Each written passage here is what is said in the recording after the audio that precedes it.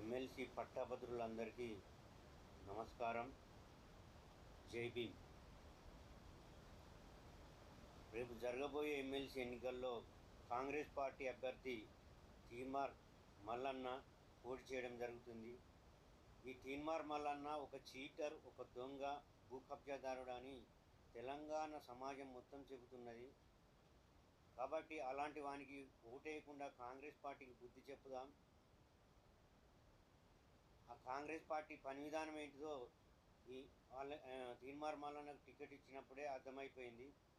కాబట్టి కాంగ్రెస్ పార్టీలో పనిచేసిన బీసీ, ఎస్సీ, ఎస్టీ పట్టభద్రులు ఎవరికి టికెట్ ఇవ్వకుండా అవమానపరిచింది. కాబట్టి కాంగ్రెస్ పార్టీకి బుద్ధి చెప్పాలంటే ధర్మ సమాజ్ పార్టీ అభ్యర్థి అయిన బర్గెల దుర్గాప్రసాద్ మహారాజ్ గారి సీరియల్ నెంబర్